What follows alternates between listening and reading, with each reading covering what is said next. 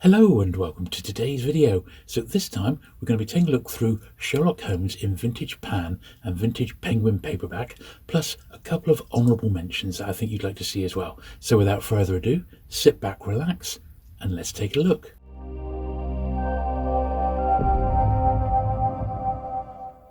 Okay, so the way I thought we'd approach this is to show you the books in the order that they were actually published. And for vintage paperback, obviously prior to this, the first ever Conan-Doyle's in paperback were the Touch Niche editions, and they are absolutely fantastic. I've not got any Conan-Doyle ones. I've got a couple from that publisher. However, they are very, very scarce, but they were the very first paperbacks.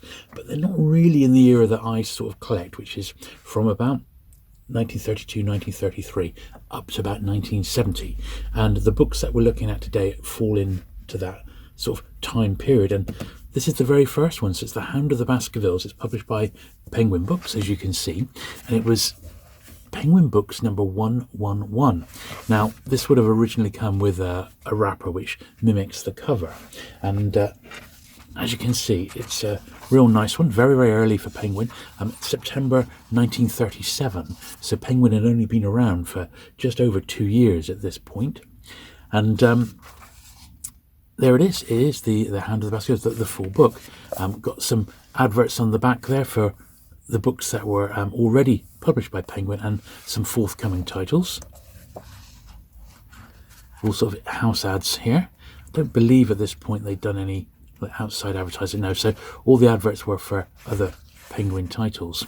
Alan Lane was famous when each Penguin book came out.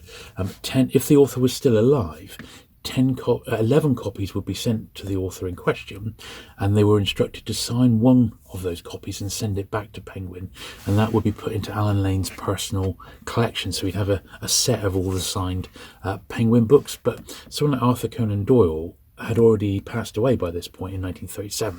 So apparently, because he was so well connected with all the British publishers, he just got someone at one of Conan Doyle's old publishing houses, got them to raid the archive and clip off the bottom of a letter, and he then pasted Conan Doyle's signature inside the book so that he could have a full set of every Penguin book signed. So he was a bit sneaky there, but I think that collection, the Alan Lane collection, is actually in the Bristol Archive now, so it'd be quite nice to actually go and have a look at that particular one and see what it looks like. Now the next one is from Pan Books. So as I said, we're doing these chronologically, so it was 1937. This is Pan Books number 100, also in a numbered series, and it's The Lost World. It's not actually a Sherlock Holmes story, but it is nonetheless an absolute classic, and Pan did 3 editions of this. This is the first from 1950, they did one for 1951, 1952. Tiny little alterations to the cover and the lettering, but that's about it. They still use the same main picture here, and it's a great one. It's really good.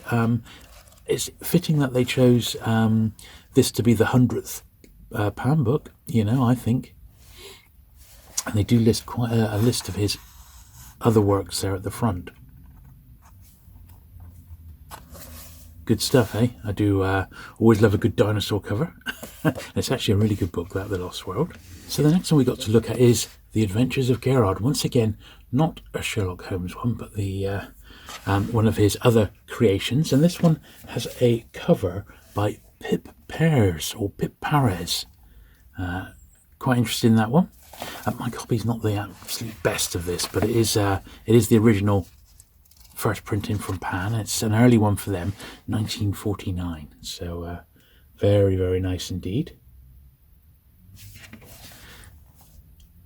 It says 1949, even though it's actually numerically after The Lost World. Then the next one we got is another Penguin now, which is the Memoirs of Sherlock Holmes. So this is Penguin 785. And this is post-war Penguin now, so we're looking at 1950, October 1950.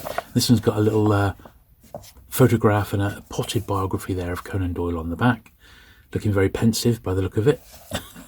And this sort of period of Penguin publishing immediately post-war, I think the books are as close to perfection as you're going to get from this period. Bearing in mind this is a 70-year-old book. It's absolutely beautiful, really well, a delight to read. got the 11 stories from the memoirs, and there's some famous ones in there, as you can see. Just great stuff. Really, really good. Almost, you could say, iconic, that Penguin edition there.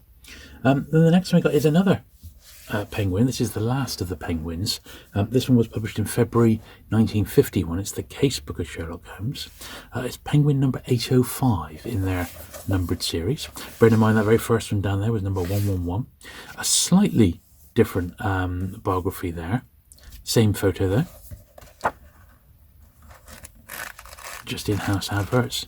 As you can see, a beautiful edition here. 12 Tales of the Amazing Holmes. There they are, 1952. All familiar stories if you're a Holmes fan, I'm sure.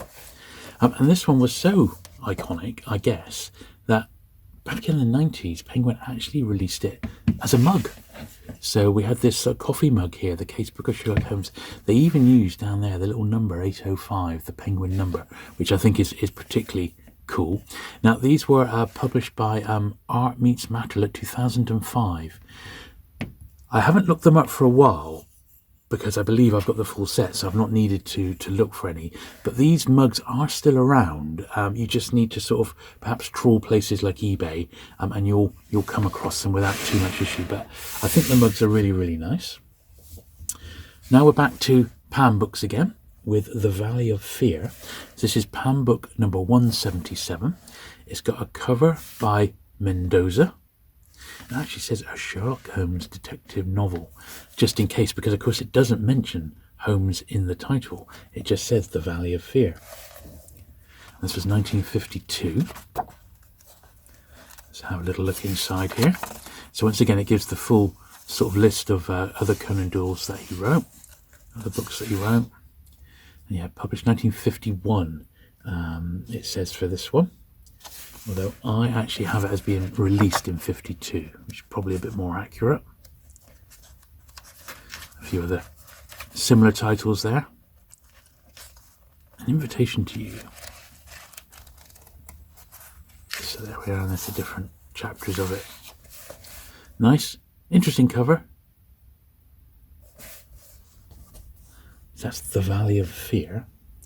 Now the next one chronologically is The Life of Sir Arthur Conan-Doyle, and it's by crime novelist John Dickson Carr. Now this is a Great Pan rather than a Pan numbered one, so it's GP for Great Pan. It's Great Pan number 20. And Pan were no strangers to publishing non-fiction stuff. They did quite a bit of it. Some of it was brand new publications, so this one I believe is a reprint of a hardback. Let's have a little look here. Yeah, first published in 1949 by John Murray. This edition 1953 by Pan Books. And although that almost looks like a photograph of Conan Doyle, it is actually a painting that they've used there. But we don't really know who the artist was.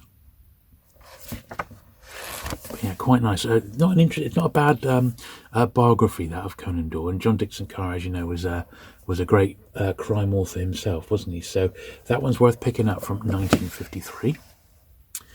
Next one is probably my all-time favourite jacket that we're going to see today. It's The Return of Sherlock Holmes.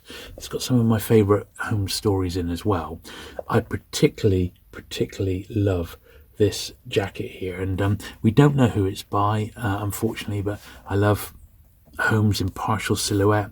I love the dancing men on the front. It's just really, really great. It's a really, really great edition, this one. 1954. There we are. That's the list of the books in there, of the short stories rather.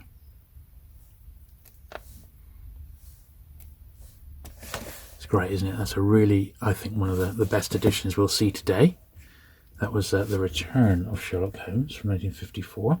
Now the final Pan one we've got to look at is this one, which is His Last Bow, Reminiscences of Sherlock Holmes. This is covered by Sachs. You can just see his signature down the bottom there. R. Sachs. And this is that period where it's Pan number 333, and Pan at that time were doing a few odd titles with glossy covers, and that's what this is. This one falls into that selection. there we are, 1955. And that's the stories contained within. Good ones there. I like the Bruce Partington plans. It's one of my favourites. Good stuff. Now I did have one other one which wasn't Pan or Penguin, but I thought since we're covering the sort of this vintage era, it's this one. It's the Mariko Deep, Arthur Conan-Doyle, and this is John Murray, I believe. Yeah, John Murray paperback. So something a little bit different. He looks so much like Patrick McGoohan. Bit of an unusual one there. No idea who the cover artist is. These John Murray paperbacks, they're really robust. They're very, very well made, and if you can track this one down, I don't think you'll have to pay much for it. Probably just a couple of pounds, I would think. But this one, it has a little bit later, 1961. This one was published. But if you think of it, that range, admittedly that's a bit of an oddity from 1937, but all the rest of them were published like in a 10-year period, and neither of them crossed. So Pan had some, Penguin had some, and I see the Mariko Deep there was published by John Murray. So different publishers had the rights to different books, basically.